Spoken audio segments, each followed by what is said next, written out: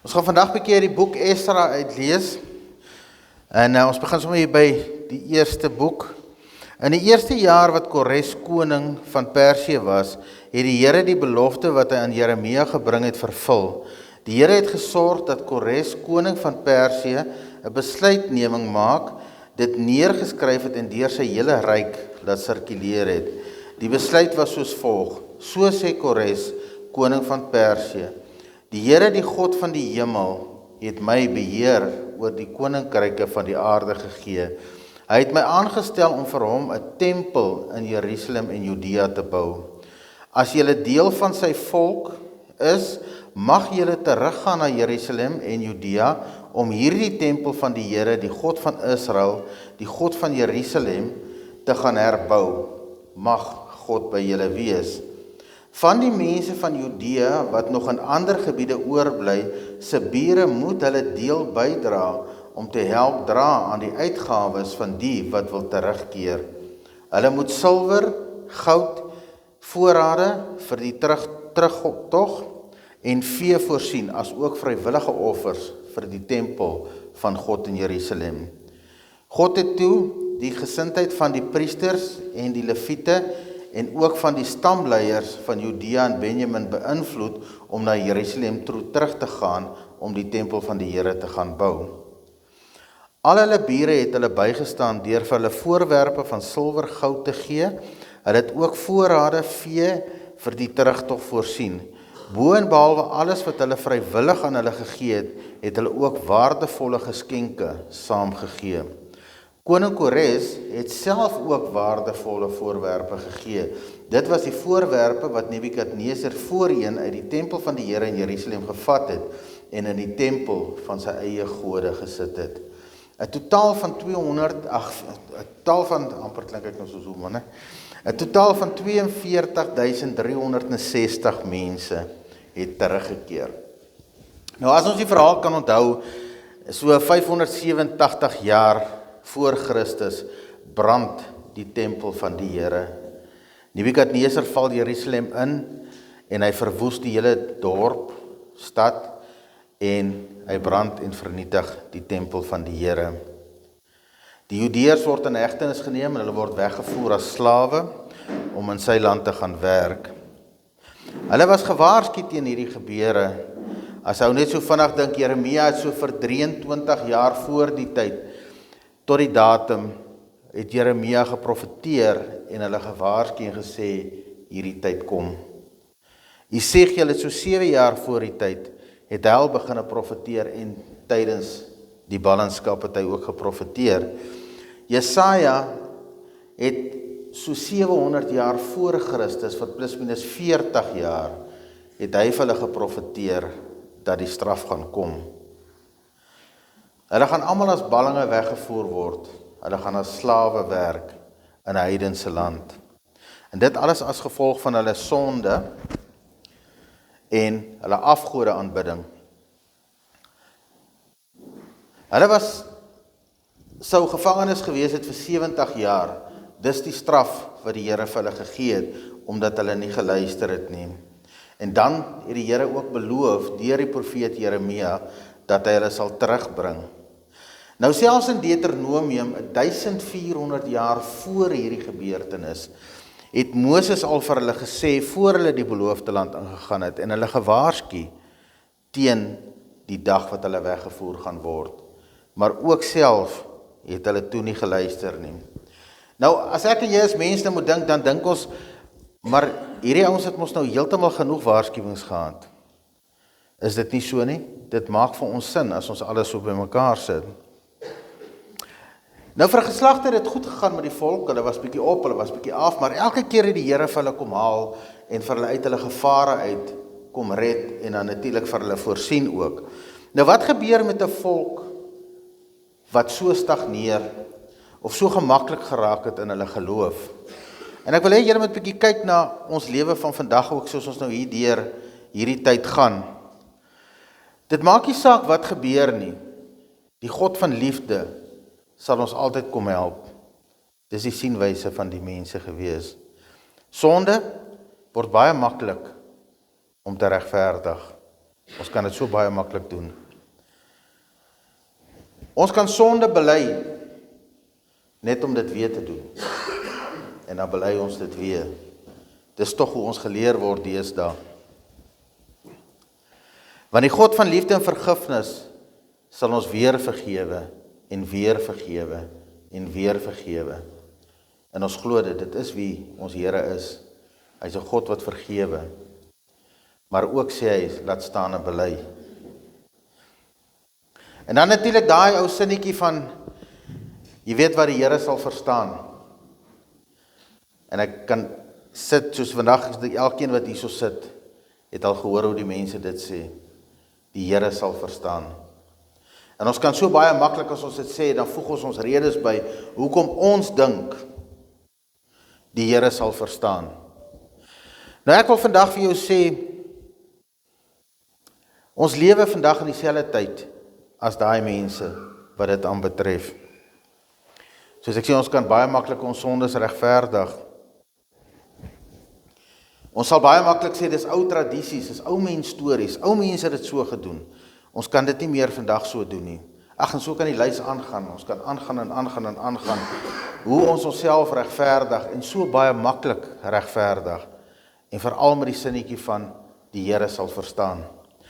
Nou vandag wil ek hierso staan en vir jou sê, die Here is nog steeds dieselfde, van voor die eerste mens gemaak was, en vandag. Die Here het nie by ons aangepas nie. Die Here het nie by ons sondige natuur en ons maniere hoe ons dinge kan regverdig en ons lewensomstandighede wat nou 'n bietjie verander het. En net die rede hoe ons sonde kan verskuil deur dit self te regverdig. En die heilige God is nog steeds die God wat van reg van die begin af is nog steeds dieselfde God vandag. Hy het nie verander nie. Net so word ons vandag, soos die volk deur Jeremia gewaarsku was, so word ons vandag elke dag gewaarsku oor ons sondes en dat daar vir ons 'n straf wag. Ons is baie lief om te sê die duiwel, ons kan hom nie die eer gee vir alles nie. Die duiwel het dit oor my gebring. Die duiwel is die oorsaak van die duiwel. Mense, die God van hemel en aarde straf. En dit is wat hier met 'n volk gebeur het. Hulle wou nie luister nie. Hulle is telke male as hierdie mense gewaarsku en gesê, hierdie ding gaan met julle gebeur. Ek weet ons vat selfs toe Esegiel nog besig was, dat die aanval het begin. Toe sê Esegiel vir hulle, kom mense, kom tot 'n inkeer. En die Here sal dit stop. En hulle kon dit nie doen nie. En die straf van die Here het gekom. Ons word vandag gewaarsku, ons het nie profete nie. Deur die heilige woord van God, hierdie mense het dit nie gehad nie. Al die waarheid, al die waarskuwings staan in ons Bybel opgeteken. En dan wil ons altyd sê, dis Bybelse geskiedenis. Die Bybel is nie 'n geskiedenisboek nie, mense. Dis die lewende woord van God. Is net so kragtig vandag. In ons kerke, mense soos julle wat hierso sit, mense wat die waarheid ken, is ons plig om ander te waarsku. Dis ons plig om ander te leer. As 'n mens bietjie uitgaan en jy begin mense te gesels, mense, daar is bitter min mense wat die waarheid ken. En julle vind dit, julle sien dit. Ons is so geseënd om die dieper deel van die Bybel te kan sien, maar is nie ons in om te hou nie. Jy weet, al hierdie waarskuwings van die Here kan ons net toeskryf aan 'n God wat so lief is vir sy mense, vir sy kinders. Want hoekom anders waarsku die Here vir ons, voor hy ons gaan straf? En keer op keer, né? Keer op keer. En elke keer is ons eie sinnig. Dit gaan oor ons en ons gevoelens. Dit gaan oor ons en wat ons daaruit kan kry. Jy weet, die mense het gedink, veral in die tyd van Esegiel, dat niks met hulle kan gebeur nie. Reg rondom hulle val een stad na die ander, maar in Jerusalem sal niks gebeur nie. Hoekom? Want ons God is in die tempel. Hulle het 'n heilige God toegemaak in 'n tempel en gesê, niks kan hierdie stad oorkom nie. Die Here is nie in die tempel nie, mense. En hulle het dit vinnig geleer. Dis die mentaliteit van ons nog vandag. Ons bring ons Here af en ons probeer om hom hier te hou waar dit vir ons gemaklik is. Mense, ons is besig met 'n heilige God. Een wat vol liefde en vergifnis is.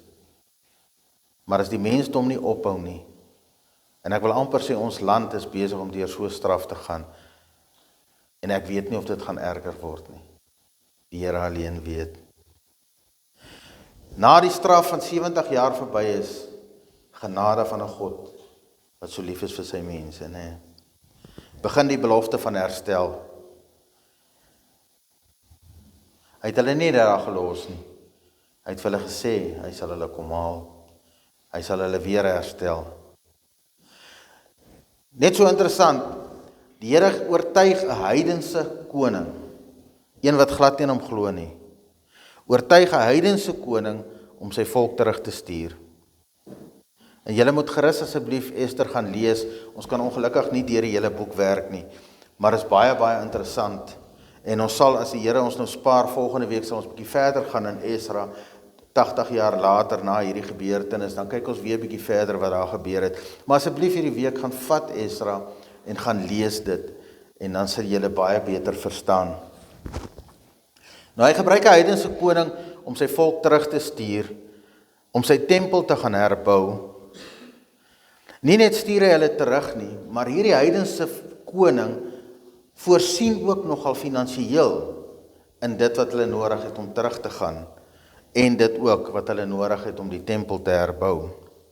En die herbou van die tempel begin toe hulle almal in Jerusalem aangekom het.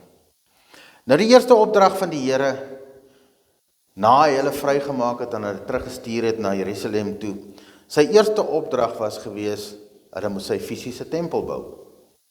Dit was die opdrag van die Here, dit was die voorwaarde hoekom hy hulle teruggestuur het, en dis hoekom hy hulle voorsien het in finansies en in materiale goeders, om die tempel te gaan herbou. Nou in 1 Korintiërs 3 lees ons, weet julle nie dat julle 'n tempel van God is, en die Gees van God in julle woon nie? Ek meen, ons het nie meer 'n tempel vandag nie, maar ons weet, as ons na die Bybel lees, dat elke persoon wat hier sit, 'n tempel van God is. So beweeg ons ook elke dag tussen ander mense. Nou net soos die Judeërs van daai tyd, glo ons ook in God, selfde.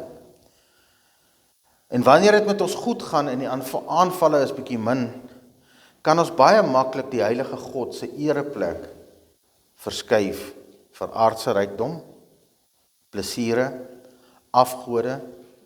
Afgode is nie noodwendig 'n beeldjie nie, wat ons gaan voorbuig nie. Dis enige iets, mense, en ons sal volgende week bietjie gesels oor die verdere boeke van Esra. Dis enige iets wat ons voor die Here stel. Enige iets is 'n afgod. En ons glo ook soos hulle, niks kan ons uit die hand van die Here kom ruk nie.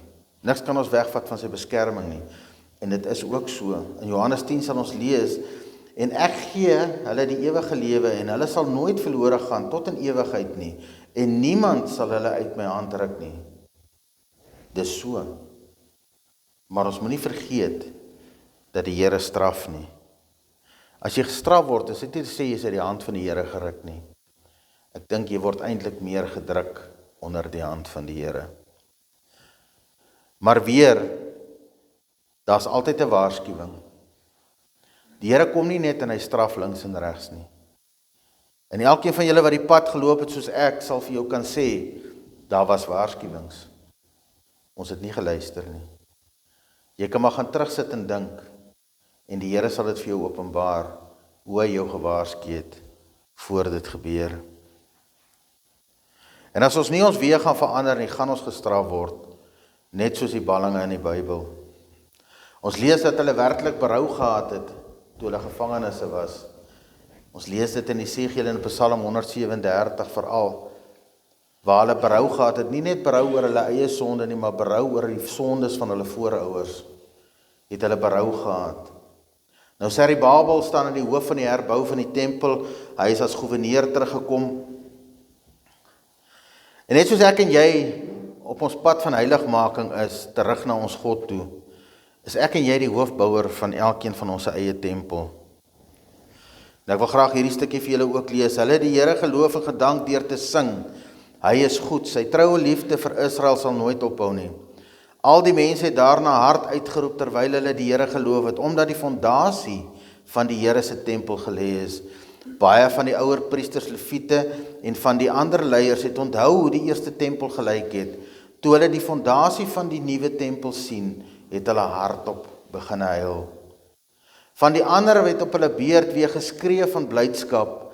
Die geskree en die gehuil kon nie onderskei word nie, maar het saam 'n oordverdowende lawaai veroorsaak. Dit kon baie ver gehoor word. Nou daar was blydskap onder die wat het nog nooit die tempel gesien het nie. Onthou, hierdie was 70 jaar, so daar is 'n nuwe generasie ook. So daar was van hulle wat nog net gehoor het van Jerusalem, nog net gehoor het van die tempel. So daar was verskriklike blydskap, want hulle het met 'n afwagting gekom, toe hulle die tempel kom herbou. En dan die ouer mense, wat deels van die tempel gesien het, voor hulle weggevoer was, het in trane uitgebars, en die Bybel sê hulle het hard gehuil. Nou daar was ander mense wat rondom Jerusalem gebly het, aan die weste kant van die Efraatrivier. En hulle het hierdie klanke gehoor, die gehuil en die blydskap onder die volk, en hulle het nuuskierig geword, en hulle het gekom en hulle het gesê, maar hulle dien ook dieselfde God as wat hulle dien. Hulle wil saam aan die tempel bou. En daar is dit nou baie interessant, want die hoofpriester en Serubabel het hulle onmiddellik belet, vir hulle gesê, nee, julle kan nie deel wees nie. Nou as ou dit lees, dan verstaan jy maar, ek meen, as moet nou ekstra help wees, so wat hulle kan kry, en tog die mense sê, dat hulle ook maar die God van die hemel en die aarde, die God van Abraham, Isak en Jakob aanbid. Wie was hierdie ouens? Hulle was die Sadduseërs gewees. En ons lees so deur die Bybel van hulle. Wat hulle is Jode, wat dalk nie weggevoer was nie, of van ander nasies gekom het, en daar kom het. So hulle glo aan die God van Abraham, Isak en Jakob, maar hulle het so 'n paar ander gode ook bygevat, so intussen, so hulle het so hoopie, wat hulle dan nou aanbid. Hierdie ouens het net doodeenvoudig gesê nee, want hulle weet, hierdie is 'n skoon begin. Hulle wou nie afleidings gehad het nie, hulle wou nie nog sondige versoekings gehad het van ander nasies wat afgode dien nie. Hulle wou afgesny het, wat hulle aandag en wat hulle in versoeking kon gebring het. So hulle het net doodeenvoudig gesê, is jammer, julle kan nie deel wees nie, ons gaan die werk self doen. Want hulle het met 'n skoon hart gekom, met 'n hart wat sê, hierdie tempel bou ons vir ons God. Want hulle kom nou net uit 'n straftyd uit, mense. En dit moet met my en jou journey terug wees, as jy besig is om jou tempel te bou vandag, of jy gaan jou tempel herbou, wil ek vir jou sê, dit moet jou siening wees, presies dieselfde. Pas op vir afleidings. Pas op vir hierdie goed wat insluip. Weerstaan dit. Want dit is 'n heilige oomblik, mense, wanneer ons tempels begin bou vir die Here. En jy gaan nooit ophou om aan daai tempel te werk nie. Jy gaan bly bou en bly bou, tot die hemelse Vader ons kom haal, en ons eendag ons verheerlike liggame kry. Jy sal elke dag bou. Pas op. Wees soos hierdie twee en sê nee. Moenie saamkom nie. Ek wil jou nie deel hê van dit nie, want dit is jy gaan my van die pad afvat. En dit is wat hulle gesê het, en dit was vir hulle 'n heilige oomblik op hierdie stadium.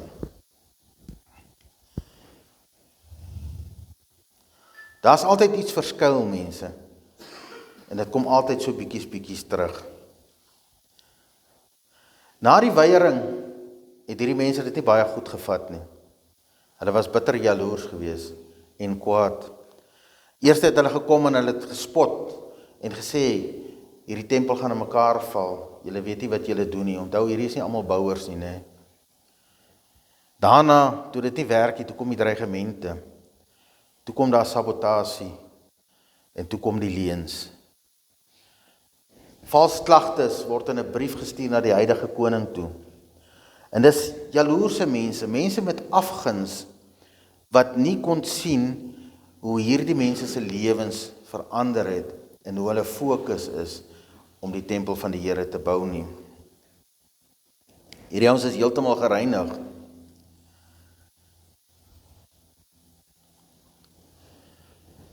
Ook is dit my en jou pad wat ons gaan stap as ons besig is om ons tempels te bou. Daar gaan mense wees wat afgunstig is oor die verandering in jou lewe. En wie jy baie ongelukkig gesit en ons praat baie daaroor, is dit mense baie naby aan jou.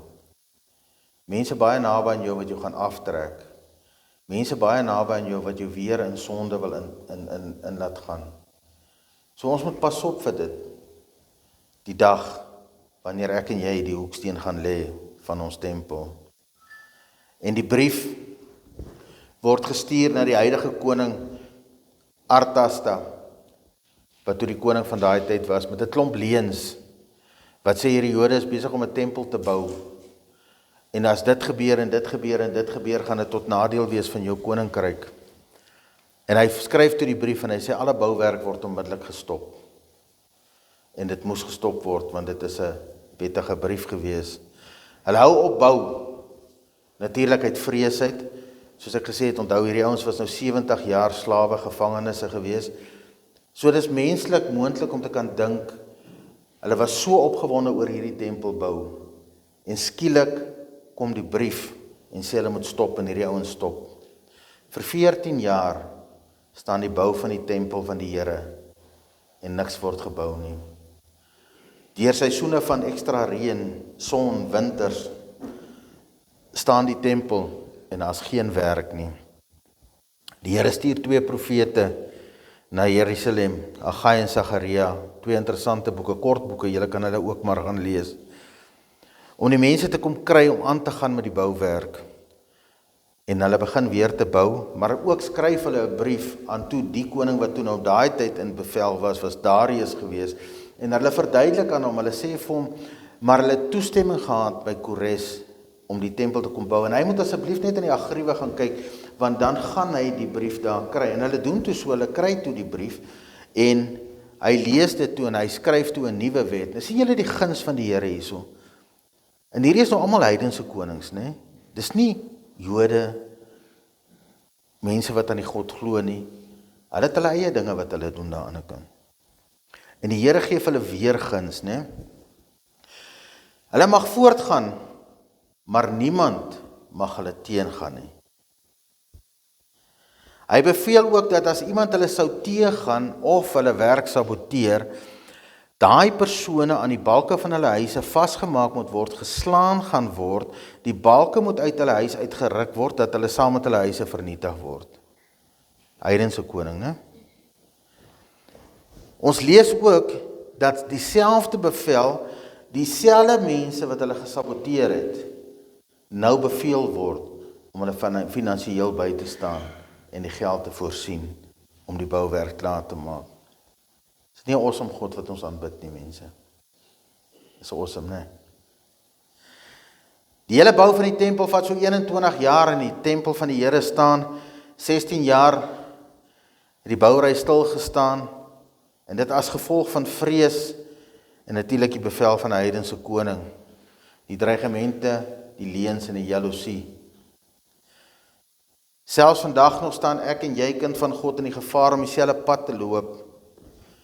Ons raak so vinnig gewoond aan ons God en sy troue liefde, en hy gaan ons altyd vergewe. Sonde word so maklik geregverdig, want dit is ander tye vandag. Kan ons weer help, weer raas nou. André, dankie. Dankie dat iemand net vir André daar wakker gemaak het. Ons kan sonde so maklik regverdig, want ons lewe mos in ander tye. En ons glo mos die Here gaan verstaan.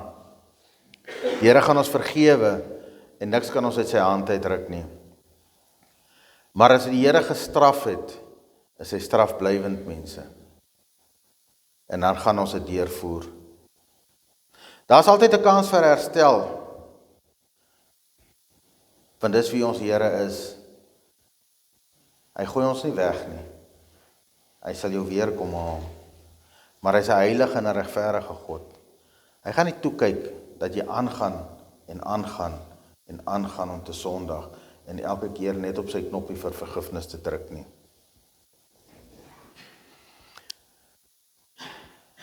As ons afgedwaal het, praat die duiwel van opregte berou en bely en sondes aflê. Nou partykeer dink ons, jy stap nou al 'n pad en jou tempeltjie is dalk nou al redelik hoog gebou, fondasie is sterk, jy staan sterk. Mense, dis nie so nie. En onmiddellik dink hy ou so aan die gelykenisse wat die Here daar in Lukas 15 gesê het, die 99 skape wat veilig is en die enetjie wat afgedwaal het, né? Wat doen skape as hy wy?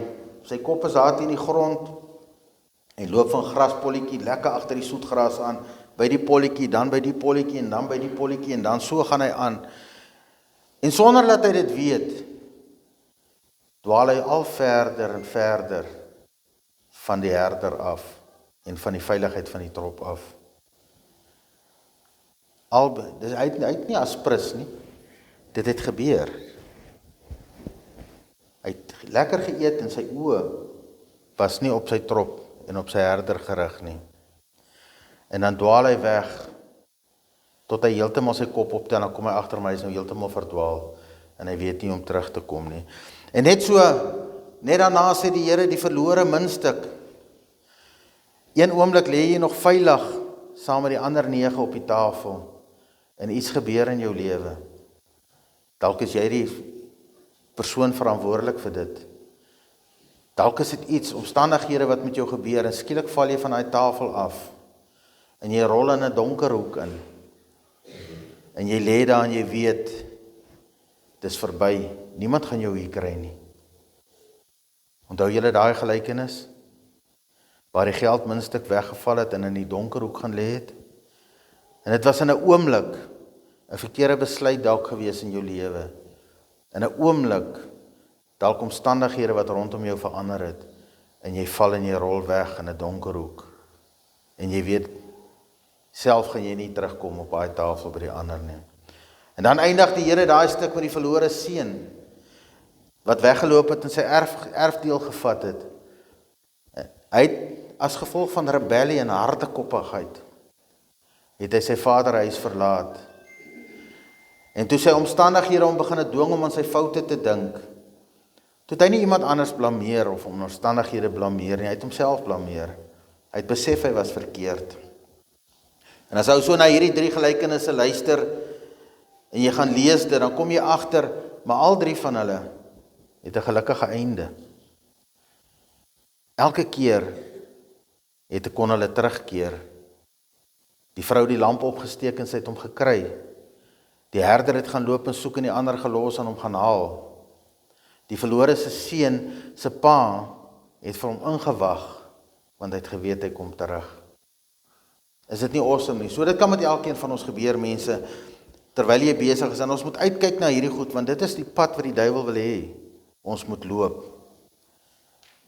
Miskien is jy nie bewus daarvan nie, jy stadig besig soos die skaaplammertjie, om weg te beweeg van die Here af. Dalk 'n verkeerde besluit en jy val in 'n donker hoek in.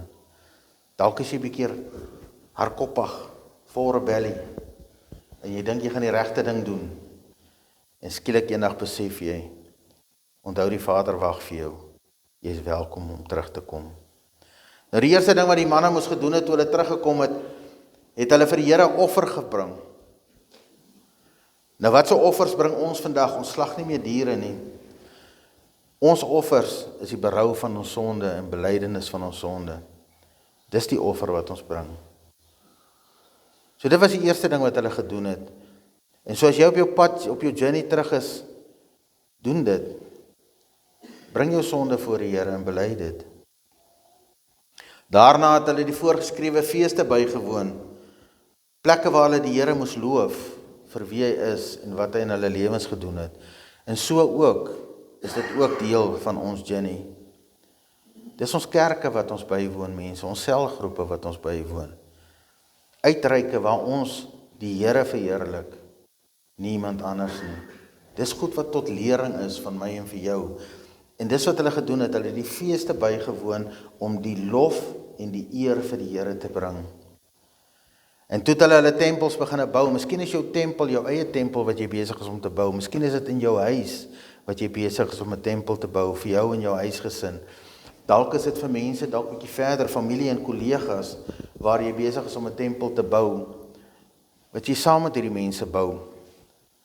Dit is die opdrag wat die Here vir jou gee, en dis die opdrag ongeag wat gebeur, wat ons moet klaarmaak. En onthou die blydskap toe die hoeksteen gaan lê is, hoe het hulle gehuil en ander het geskree van blydskap. Nou as ons Efesiërs 2 lees, so sê dat die kerk gebou is op die fondamente van die apostels en Jesus Christus die hoeksteen van waar die bouwerk van die kerk begin het. En dan in Handelinge 4, Jesus is die steen wat deur die bouer verag is, maar 'n hoeksteen geword het. 1 Petrus 2, God het Jesus uitgekies as 'n kosbare hoeksteen. Elkeen wat aan hom glo, sal nooit teleurgestel word nie. So as jy vandag hier sit en jou hoeksteen is gelê en jy begin om jou tempel weer van voor te bou, wil ek amper vir jou sê, jy gaan in trane uitbars, mense. Want die blydskap wat ons het, as ons weet, ons Here Jesus Christus is saam met ons in hierdie bouwerk. Dalk bou jy jou tempel vir die eerste keer. Onthou om Jesus Christus as jou beginpunt te sit. En ek kan vandag vir jou sê, jy sal vrede voel in jou hart, wat jy nooit geken het nie. Net om te weet, maak nie saak wat jou omstandighede is nie. Wat maak nie saak wat jou omstandighede vandag is nie. Maar as die Here jou hoeksteen is, wil ek vandag vir jou sê, jy gaan 'n verskriklike vrede beleef, wat jy in jou lewe nog nooit geken het nie. Want jy gaan onmiddellik weet, jy is nie meer alleen nie. En jy kan jou tempeltjie bou, steentjie vir steentjie, laag vir laag, elke dag 'n bietjie meer, elke dag 'n bietjie meer. En onthou, daar gaan invloede wees. Daar gaan mense wees wat jou spot. Daar gaan mense wees wat jou afbreek. Daar gaan tot dreigemente kom. Moenie stop om die tempel te bou nie. Hou aan. Want die Here gaan vir jou seën. En ek wil net vir julle gou in Haggai lees. Die Here, die Almagtige sê, die mense sê, hoor baie mooi, die mense sê, ons het verskoningsmense om altyd aan te gaan. 'n Mens kan 'n baie maklike verskoning maak. En die Here sê hierso duidelik, die mens sê, die tyd het nog nie aangebreek om die huis van die Here, die tempel te herbou nie. En ons weet mos nou, die Here het vir hulle gestuur, dit was hulle eerste opdrag geweest. Maar omstandighede het hulle gedwing en hulle het 'n verskoning gemaak en gesê, dis nie nou die tyd nie. Die Here het toe vir die profeet Haggai die volgende boodskap gestuur. Hoe kan julle in weelderige huise bly terwyl my huis in ruïne is? Die Here die Almagtige sê, dink 'n bietjie na oor hoe sake vir julle staan. Julle het baie aanplantings gedoen, maar die oes was maar skraal. Julle het nou wel kos om te eet, maar julle is nog honger. Julle het wyn om te drink, maar nie genoeg om die dors te les nie. Julle het klere om aan te trek, maar is nie voldoende om julle warm te hou nie. Julle geld raak weg asof dit gebeere is in broeksakke met gate. Die Here die Almagtige sê, dink 'n bietjie oor hoe sake vir julle staan. Gaan haal hout op die heuwels en begin om my huis te herstel. Dit sal my tevrede stel. En ek sal voel dat julle my eer betoon. En dan gaan ons 'n bietjie verder. Dan sê die Here in nog 'n boodskap wat hy vir Haggai gestuur het. En hy's 'n boodskap van die Here vir die mense gebring. Ek is by julle, sê die Here. Hou dit voortaan in gedagte. Dink 'n bietjie oor hoe julle omstandighede was voor julle die fondament van die Here se tempel gelê het. Toe julle gehoop het om ten minste 20 maat koring het julle net 10 geoes, en toe julle verwag het om daarom 50 vate wyn uit te pers, het julle net 20 opgelewer. En die brandkoring heringdou en of ek het die brandkoring en die heringdou in die haal gestuur om julle harde werk te vernietig. Tog ten spyte daarvan het julle geweier om na my toe terug te kom, sê die Here. Let baie mooi op wat hierdie dag, die 18de Desember, die dag waarop die fondament van die tempel gelê is. Hoor wat sê die Here, hoor hierdie mooi belofte, né? Ek maak nou aan julle 'n belofte. Terwyl die saad nog in die skuur is en die wingerde en die vyebome en die granaatbome en die olyfbome nog nie vrug oplewer nie, van vandag af sal ek julle voorspoedig maak. Is dit nie awesome nie, né? Maar die mens moes die eerste stap vat, né? So maak nie saak hoe gebreek jou tempel is nie, onthou altyd, begin by die hoeksteen, begin by ons Here. En die belofte sal die Here vir jou gee as jy aanhou bou. Maar as ons gaan stop, mense gaan onsself te nakom. Dit gaan voel of jy die regte ding doen, maar is nie die opdrag wat die Here vir jou gegee het nie.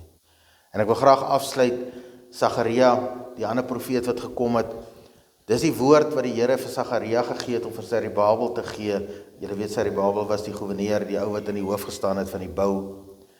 Hoor net hierso, nie met mag of krag nie, maar deur my gees, sê die Here die Almagtige. Wie is jy, groot berg, voor Serubabel? Word jy sommer 'n klein pad? Hy sal die laaste klip, jy wat bou, sal die laaste klip van die tempel lê, en die mense sal uitroep, genade, genade oor hom. Is dit nie awesome om te weet, dat as die Here vir ons, en vandag met jou praat en vir jou sê, begin bou in daai tempel, of herbou jou tempel, om te weet, dat die Here sê, die berg wat voor jou lê, sal 'n gelykpad word. Dit is nie altyd maklik nie, dit is nie 'n maklike pad om te gaan nie, maar dit is die pad wat die Here saam met jou stap. En die belofte wat hy vir Serubabel gegee het hierso, en vir die volk gegee het, is my en jou belofte ook, om vorentoe te gaan. Amen. Ons gaan nou die nagmaal bedien, as daar net 1, 2, 3, 4 mense is wat ons gou kan help asseblief.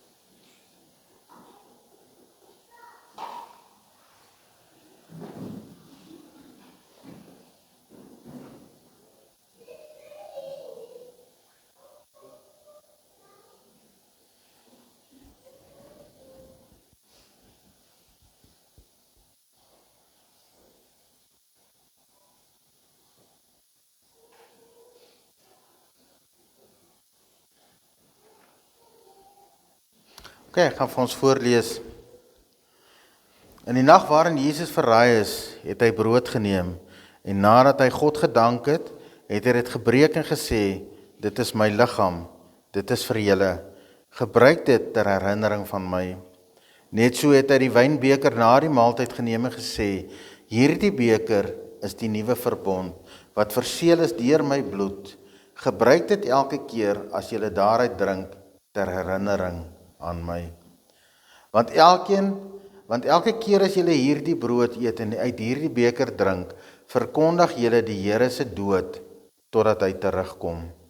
As enige iemand dan op 'n onwaardige manier van die brood eet of uit die beker van die Here drink, sal daardie persoon skuldig wees aan sonde teen die liggaam en die bloed van die Here. Dit is waarom julle julleself moet ondersoek, voordat julle van die brood eet en uit die beker drink. Want as julle van die brood eet en uit die beker drink, eet en drink julle oordeel oor julleself en as julle nie die nodige respek teenoor Christus se liggaam betoon nie. Dit is waarom daar baie swakkes en siekes onder julle is, en heel wat onder julle reeds oorlede is. As ons onsself egter vooraf ondersoek, sal ons nie onder God se oordeel staan nie, maar selfs as ons God se oordeel en dissipline moet verduur, sal ons nie saam met die wêreld veroordeel word nie. En dan hier sien ons God se oordeel en sy dissipline. Soos net ons oë kan toemaak, as net vir die Here kan bid. Ons genadige God en hemelse Vader, Here, dankie vir die woord wat U vir ons gegee het, Here, om te kan sê, Vader, Here, ons is bloot mens en ons gaan afdwaal, Here. Here, dit gebeur, daar is so baie aftrekkings rondom ons, Here, dinge wat ons so maklik kan verlei, Here. Here, dinge wat vir ons miskien in 'n oog lyk of dit goed is, Here, maar is eintlik sleg vir ons, Here. Maar Here, vandag herinner ons onsself, Here, aan die dag toe U daar op Golgotha na daai kruis toe gestap het, Here. Here, toe U liggaam vir ons gebreek is, Here, vir elke siekte, vir elke sonde, Here, wat ons pleeg en moontlik kan pleeg, Here. Here, U het die pad vir ons kom oopmaak, Here. U het dit vir ons moontlik gemaak om 'n ewigheid in die Vader se huis te kan deurbring, Here. En vandag, Here, as ons saam die broodjie eet, Here, dan wil ons vir U sê dankie, Here. En ons dink, Here, hoe U gespalk gestaan het en geslaan is, Here, vir elkeen van ons, Vader. Ja.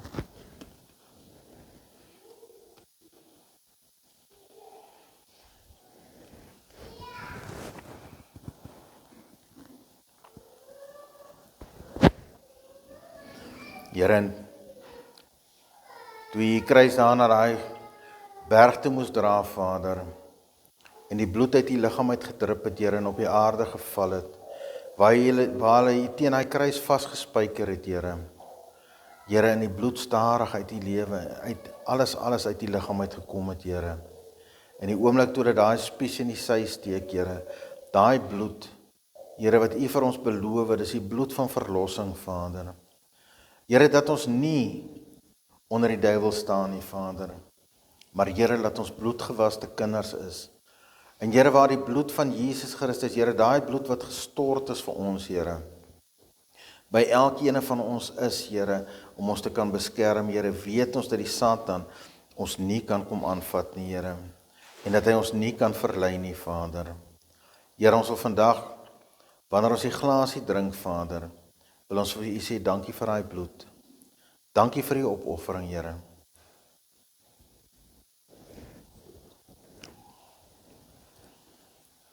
Here, uit liefde uit, gee U vir ons elke dag nog 'n kans, Here.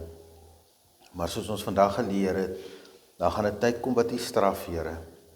Maar ook uit U genadige liefde uit, Here, sal U ons altyd waarsku voor dit gebeur, Here. En ons gebed vandag is, Here, dat U ons oë en ore sal oopmaak, Here, dat ons die waarskuwing sal sien, Here, as U vir ons waarsku. Here, wanneer U Gees kom en ons ooreed van dinge wat verkeerd is in ons lewe, Here, dat ons sal luister en dat ons sal werk maak daarvan, Vader. Maar Here, aan die ander kant ook, Here, bid ons dat ons tempel sal bou, Here, laagie na laagie, steentjie na steentjie, Here. Maar dat ons nooit sal vergeet waar ons begin, Here, by die hoeksteen. U, Jesus Christus, Seun van ons almagtige God en Hemelse Vader. Want Here, as U nie daar is nie, gaan ons tempels verniet bou, Here. Here, dit gaan nie oor ons nie, maar dit gaan oor U. Dit gaan nie oor enige iets wat ons wil doen nie, Vader, of hoe ons in ander mense se oë lyk nie, Here. Maar Vader, ons gebed vandag is, Here, dat U in hierdie week deur elkeen van ons verheerlik sal word, Vader. Dat ons sal doen, Here, wat U verheerlik. Dat ons sal doen, Here, in ons lewens sal spreek, Here, sodat ander mense na ons sal kyk, Here, en dat U deur ons en ons lewens, Here, en die manier hoe ons aangaan, Vader, dat U sal verheerlik word en nie ons nie, Vader. Kom leer ons van ons sonde, Here. Kom wys ons, Here, wat ons verkeerd doen. En Here, daar waar ons miskien dalk nie seker is nie, Here, van ons toekoms en waar U wil hê ons moet wees nie, Vader, bid ek vandag, Here, dat U vir elkeen van ons sal kom wys en die pad kom oopmaak, Here. Want is tog wat ons wil doen, Here, is om U te verheerlik en vir U in diens te staan, Vader. En al die ander goeders, Here, sal U vir ons kom byvoeg. Soos Matteus 6:33 sê, Here, dat ons eers die koninkryk van U moet kom soek en al hierdie ander dinge sal vir ons bygevoeg word, Vader. Dankie vir die liefde, dankie vir die genade. Here, kom seën elkeen van ons hierdie week. Kom beskerm ons, Here, en bring ons volgende week weer by mekaar, Vader. In die wonderlike naam van Jesus Christus, as dit U wil is, Here. Amen.